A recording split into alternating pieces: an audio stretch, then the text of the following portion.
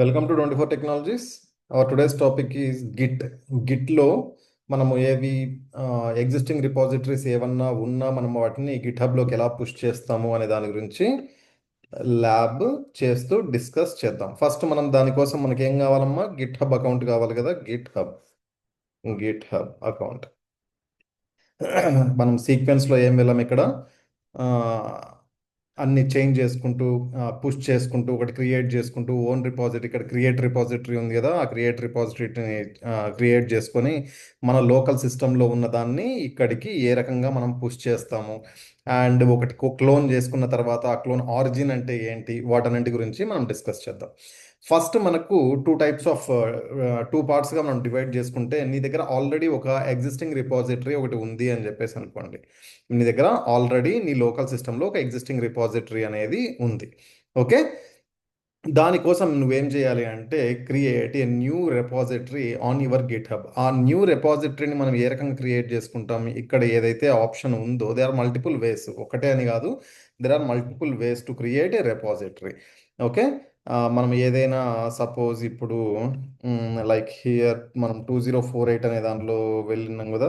2048 అక్కడ సెర్చ్ చేసిన తర్వాత ఇక్కడ కూడా మనకి ఎక్కడైనా న్యూ అని చెప్పేసి కనిపిస్తే అక్కడ కూడా మనము మోర్ ఆప్షన్స్ న్యూ ఇక్కడ లేదా ఇక్కడ నుండైనా కూడా క్రియేట్ రిపాజిటరీస్ అని చెప్పేసి క్రియేట్ చేసి ఇక్కడ న్యూ అని ఇక్కడ నుండైనా రీడైరెక్ట్ కావచ్చు. ఎక్కడ నుండైనా మీరు క్రియేట్ చేసుకోవచ్చు. దే ఆర్ మల్టిపుల్ వేస్, ఇలాగే చేయాలి అని ఏం లేదు.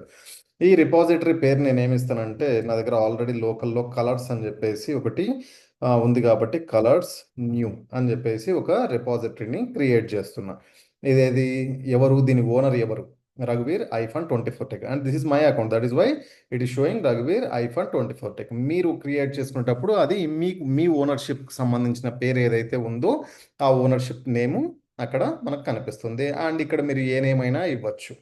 కలర్స్ న్యూ అని చెప్పేసి నేను ఏదైతే ఇచ్చానో ఇది ఏది colours new is available. If అవైలబుల్లో లేకపోతే మీరు లిటిల్ బిట్ మోడిఫికేషన్స్ దాంట్లో చేసుకోవాల్సి ఉంటుంది.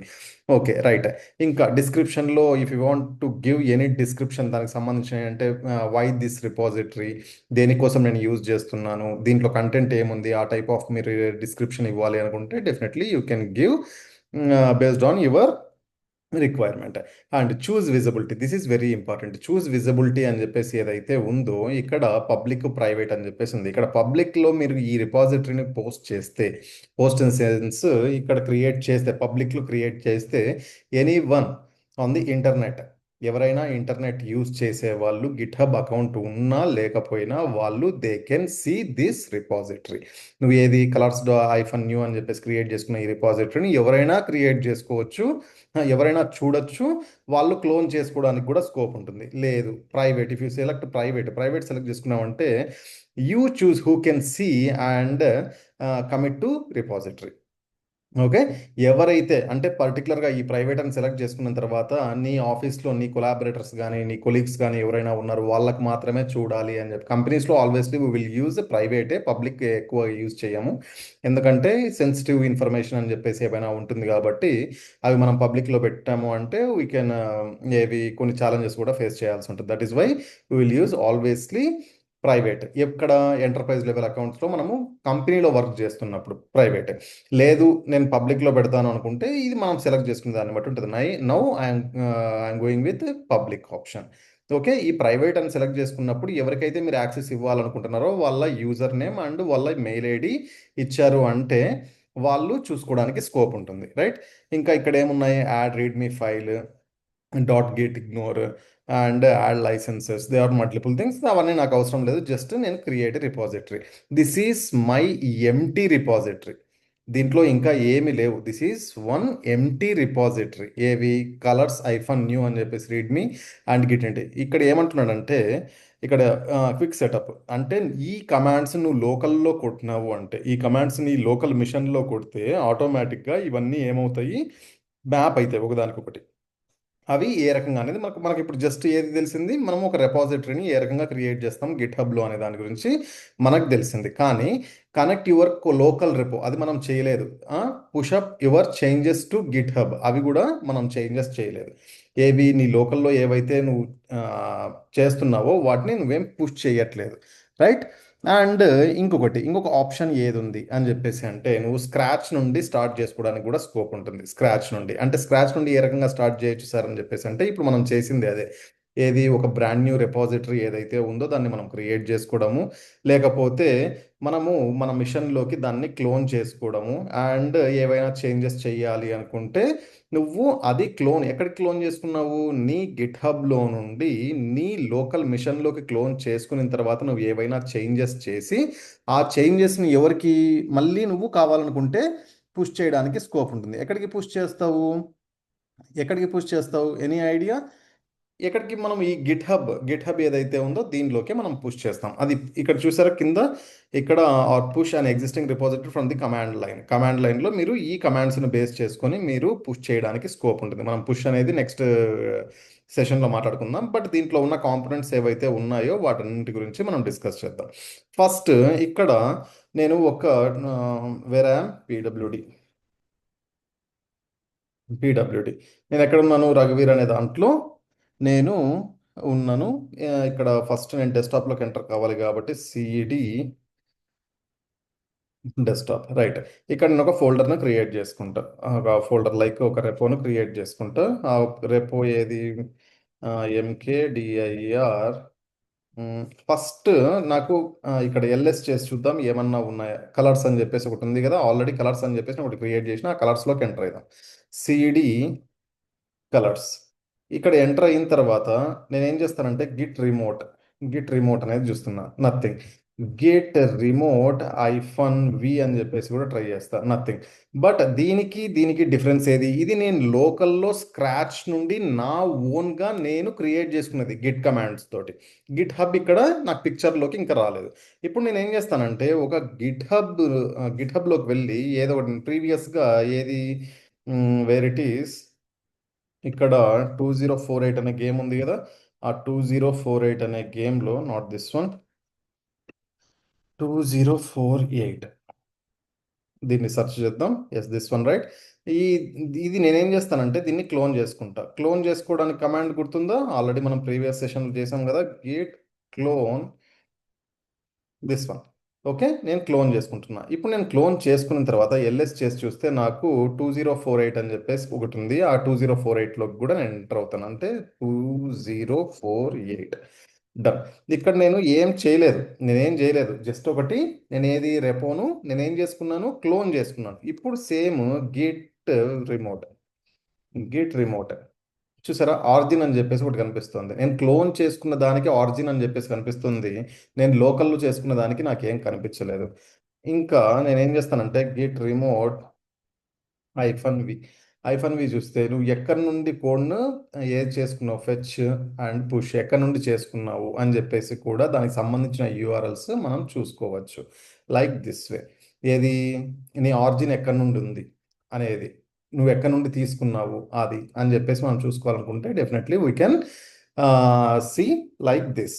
నాకు ఇప్పుడు ఇది అవసరం లేదు, నాకు ఏది కావాలి, నాకు git one step back, cd dot dot కలర్స్లో ఉన్నాం కదా, ఎస్, గుడ్. ఎల్ఎస్ చేసి చూద్దాం, ఎల్ఎస్ కలర్స్.txt. ఈ కలర్స్.txtలోకి ఎంటర్ అయిదాం. సిడి కలర్స్.txt ఫైల్లో ఏముంది, nothing. Code dot VS code open అవుతుంది కదా, ఈ రకంగా మనం చూద్దాం ఇక్కడ ఏముంది అని చెప్పేసి. ఇక్కడ కలర్స్లో నాకు నెంబర్స్ కలర్స్ అని చెప్పేసి ఏమున్నాయి, ఎన్ని బ్రాంచెస్ ఉన్నాయి, ఏమేమి ఉన్నాయి, కమిట్స్ ఏమి ఉన్నాయి మనం చూసుకోవాలనుకుంటే మనం ఎలా చూసుకోవచ్చు, git log -hyphen one line ఇన్ని కమిట్స్ ఉన్నాయి అని చెప్పేసి చూస్తున్నాం, రైట్. ఇక్కడ వరకు ఓకే, ఇక్కడ వరకు నాకు తెలిసి మీకు అర్థమైంది అని చెప్పేసి అనుకుంటున్నా. ఏది ఒక ఒక ఫ్రెష్ది మనము ఏదైతే ఒక రెపాజిటరీని లోకల్లో క్రియేట్ చేసుకున్న దానికి అండ్ మనము క్లోన్ చేసుకున్న రెపాజిటరీకి డిఫరెన్స్ ఏంది అని చెప్పేసి. బట్ ఈ కలర్స్ అనేది ఎక్కడ ఉంది, నా లోకల్లో ఉంది. ఈ కలర్స్ అనే రెపాజిటరీ నా లోకల్లో ఉంది. వేర్ ఇట్ ఈస్, నా డెస్క్టాప్లో ఉంటుంది. Let me check. ఇక్కడ చూసారా, ఇక్కడ కలర్స్ అని చెప్పేసి ఏదైతే ఉందో this is my local repository. నేను ఏం చేయాలనుకుంటున్నా, నేను ఈ రోజు ఒక 1 అవర్, 1.5 అవర్, 2 అవర్స్, లేకపోతే డే మొత్తం దీనిపైన ఈ రెపాజిటరీ పైన నేను వర్క్ చేసి ఆ తర్వాత నేను ఏం చేయాలి, దాన్ని నేను ఎక్కడికి పుష్ చేయాలి, నా వేర్ ఇట్ ఈస్ నా గిట్ హబ్లోకి నేను పుష్ చేయాలి. ఎందుకంటే అక్కడ కొలాబరేటర్స్ ఉంటారు. ఒకే ప్రాజెక్ట్ పైన చాలామంది వర్క్ చేస్తుంటారు. ఈ కలర్స్ అనే దానిపైన చాలామంది వర్క్ చేసుకుంటూ ఉంటారు. Maybe there is a chance. కాబట్టి నేను అట్ లాస్ట్ నేను ఏం చేయాలి, అక్కడికి పుష్ చేయాలి.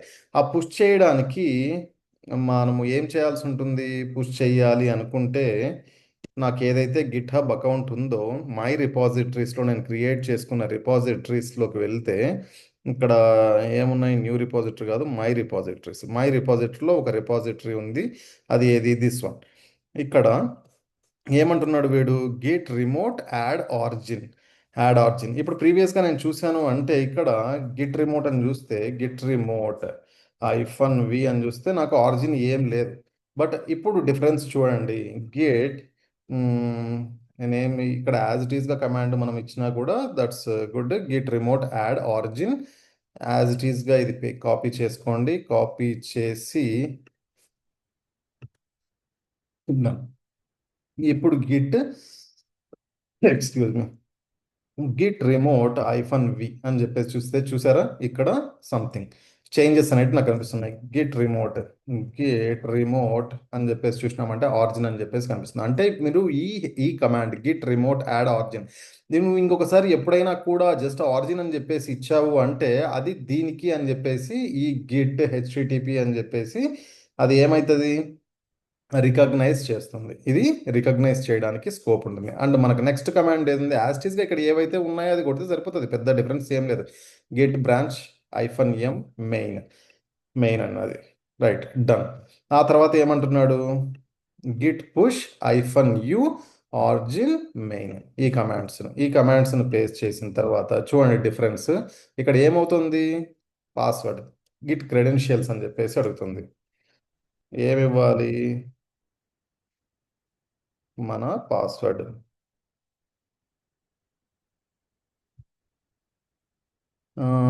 To allow this enter login key chain password. ఎందుకు తప్పు కొడుతున్నాను నేను?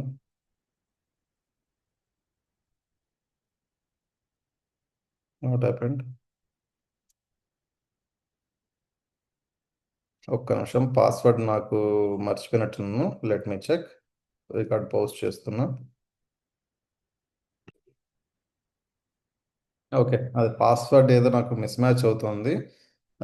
లైక్ మీకు ఏదైనా పాస్వర్డ్ తెలిసినది ఉంటే మీరు సేవ్ చేసుకున్నది ఆ పాస్వర్డ్ని మీరు ఇచ్చారంటే ఆటోమేటికల్లీ అది ఐడెంటిఫై చేస్తుంది. Okay, that's not an big deal.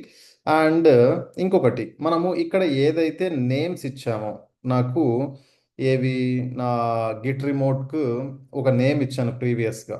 ఆ నేమ్ని నేను చేంజ్ చేసుకోవాలి అనుకుంటే ఈజ్ దేర్ ఎనీ ఆప్షన్ అని చెప్పేసి అంటే ఎస్, గిట్ రిమోట్ మనం ఏది రీనేమ్ చేయాలి అనుకుంటున్నాం. నేమ్.